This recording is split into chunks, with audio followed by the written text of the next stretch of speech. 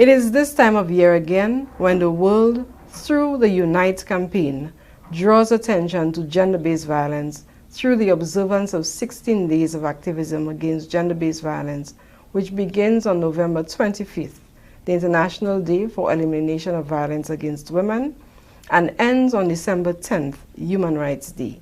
Director of Gender Relations, Janie Joseph, on the upcoming 16 Days of Activism against gender-based violence.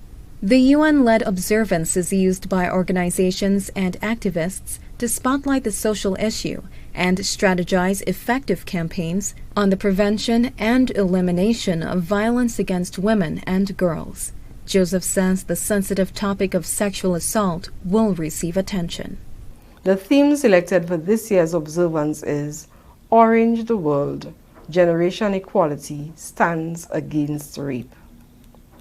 UN Women observes in an official release to create awareness on this year's observance that rape is rooted in a complex set of patriarchal beliefs, power, and control that continue to create a social environment in which sexual violence is pervasive and normalized.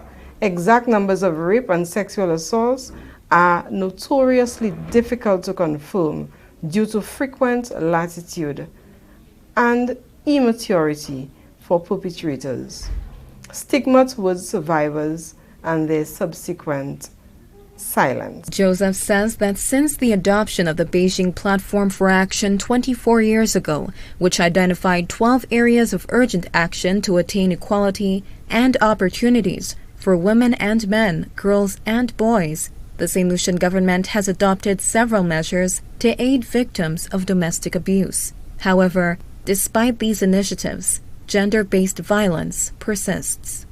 St. Lucia has, since the adoption of the Beijing Platform for Action in 1995, undertaken a number of concrete steps to address violence against women, including the passage of the Domestic Violence Summary Proceedings Act of 1995, the establishment of the Family Court, the establishment of a shelter for victims of intimate partner violence, the setting up of a specialized law enforcement unit to deal with matters of violence against women, the development of a protocol for attending to victims of sexual violence by public health institutions, and in 2016, the development of a national plan, Partnership for Action, to eliminate violence against women.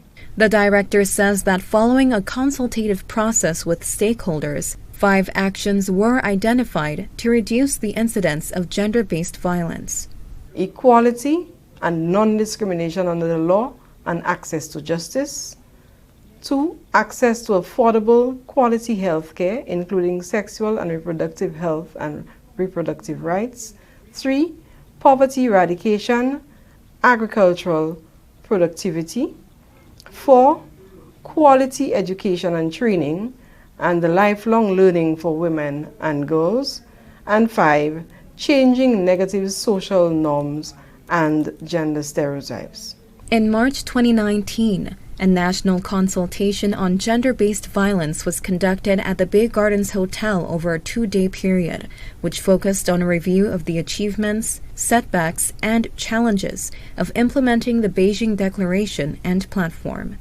The regional picture on the status of women will be reviewed in Chile in January 2020. Russelle Lord for the HDS News Force.